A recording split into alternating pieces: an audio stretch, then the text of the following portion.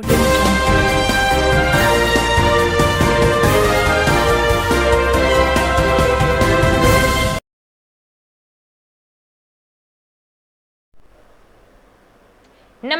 संगम news में आप सभी का स्वागत है। मैं हूं निशा। आइए खबरें देखते हैं विस्तार से। ऑल इंडिया मजलिस इत्तेहादुल मुस्लिमीन के राष्ट्रीय अध्यक्ष असदुद्दीन ओवैसी ने एक बार फिर दलित और मुस्लिम वोट पर सेंध लगाने के लिए सियासी पार्टियों पर जमकर तंज कसे हैं।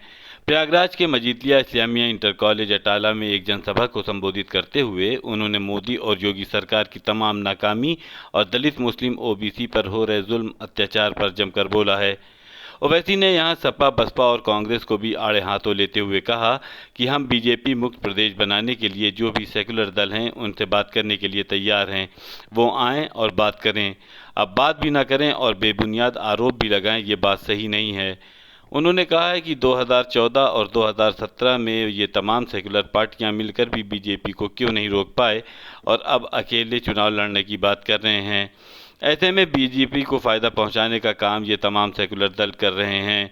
आपको अपना हक नहीं मिल जाएगा, आपको अपना हक उस वक्त मिलेगा जिस तरह यादवों ने मिलकर अखिलेश को अपना नेता माना, जिस तरह हमारे दलित भाइयों ने, खास तौर से हमारे जाटों भाई और बहनों ने मायावती को अपना नेता माना, जिस तरह उत्तर प्रदेश में ठाकुर योगी आदित्यनाथ को अपना नेता मानते हैं, जिस तरह कुर्मी बरादरी के लोग अनुप्रिया पाटिल को अपना नेता मानते हैं, जिस तरह आगरा के बाघेल समाज के लोग बाघेल साहब को अपना नेता मानते हैं, जिस तरह से निषाद के लोग अपनी पार्टी बनाकर अपनी पार्टी से वाबस्ता हो जाते हैं, जिस तरह के हमारे ब्राह्मण समाज के लोग, हमारे ये लोग नरेंद्र मोदी को या फिर अदर जो बैकवर्ड क्लास के लोग हैं, ये मोदी को अपना लीडर मानते हैं।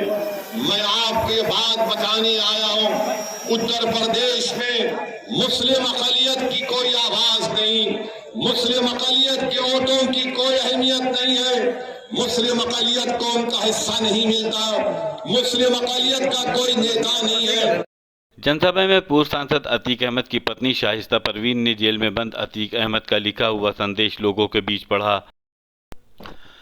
जनसभा में इतनी अधिक भीड़ देखकर ओवैसी खासे उत्साहित दिखाई पड़े। अटाले में ओवैसी की जनसभा में आज गुजरात के साबरमती जेल में बंद बाहुबली पूर्व सांसद अतीक अहमद का एक पत्र भी पढ़ा गया। अतीक अहमद की पत्नी शाहिस्ता परवीन ने अतीक अहमद के इस पैगाम को पढ़ा, जिसमें लिखा गया था, मैं और मेरा भाई अशरफ जेल में हैं और मेरा बेटा उमर अतीक को गलत फंसाया गया। बेटे पर सीबीआई ने इनाम घोषित किया है। पत्र में लिखा है कि कुछ सियासी गलतियां हुई हैं, मैं आपका वोट लेकर दूसरों को दे आता था। आज़ादी के इतने साल बाद मुसलमानों को कोई सियासी रहनुमा नहीं है, हमको लेमन जूस और टॉफ़ियाँ खिलाई जाती हैं। इनको ऐसे मुसलमान सांसद और विधायक चाहिए जो जी हुजूरी करें। उन्होंने पत्र में AIMIM को वोट करने की अपील की है।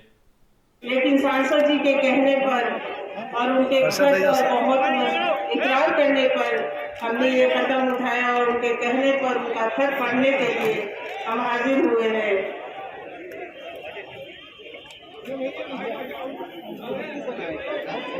उन्होंने जो जेल से खत अपने चाहने वाले भाइयों और बुजुर्गों के लिए भेजा है वो पढ़ रहे हैं।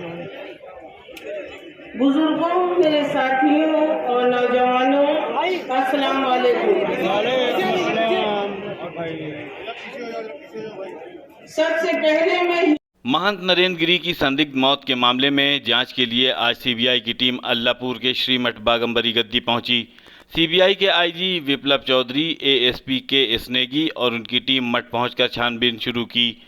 सीबीआई की एक टीम पहले महंत की समाधि स्थल पर पहुंचकर मुआयना किया तो दूसरी टीम मठ के अलग अलग कमरे में गई। टीम ने मठ की भौगोलिक स्थिति का जायजा लेते हुए नजरी नक्शा बनाया।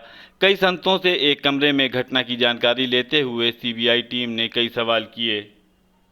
बैरिस्टर असदुद्दीन ओवैसी के प्रयागराज आगमन पर विश्व हिंदू परिषद के कार्यकर्ताओं ने जमकर हंगामा किया है। ओवैसी का काफिला जैसे ही शास्त्री पुल के पास पहुंचा, वहां मौजूद विश्व हिंदू परिषद कार्यकर्ताओं ने उनकी कार का काफिला रोक लिया और गो बैक ओवैसी के नारे लगाने लगे। पुलिस की कड़ी मशक्कत के बाद ओवैसी आगे जा सके। असदुद्दीन ओवैसी ने अपनी जनसभा में भी इसे मुद्दा बनाते हुए हिंदू संगठनों पर जमकर तीर दागे। जिस प्रकार से आज देश विरोधी ताकत ओवैसी का रास्ता रोकने के लिए राष्ट्रीय हिंदू संगठन के कार्यकर्ता जोशी पुल पर जाम किए, वैसे ही प्रयागराज के प्रशासन ने भगवा ध्वजों को लातों से रौंद करके लाठीचार्ज करना चालू कर दिया और यह भगवा का अपमान भारत किसी भी स्तर पर बर्दाश्त नहीं करेगा। अभी हम लोग प्रेस कॉन्फ्रेंस करके आगे की योजना बताएंगे। जब तक इन पुलिस वालों के खिलाफ कार्रवाई नहीं होती है, तब तक ये आंदोलन हम लोग जारी रखेंगे। सपा मुखिया अखिलेश यादव के संदेश व योग से निरोग का संदेश देते हुए बनारस से प्रयागराज पहुंचे योग गुरु आचार्य अजय पाठक ने आज जिला कार्यालय पर प्रातः सपाइयों को योगा करते हुए योगा से निरोग रहने का मंत्र दिया। वहीं समाजवादी पार्टी के सभी धर्मों और जातियों को एकजुट होकर समाजवादी पार्टी की सरकार बनाने का आह्वान किया।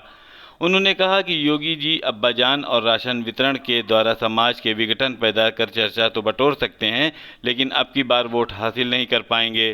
सपा की सरकार अखिलेश यादव के नेतृत्व में 2022 में बनना तय है। आचार्य अजय पाठक का जिला कार्यालय पर जिलाध्यक्ष योगेश चंद यादव, महानगर अध्यक्ष सैयद इफ्तिकार हुसैन ने जिला कार्यालय पर स्वागत किया। बच्चों का रोजगार चल रहा है,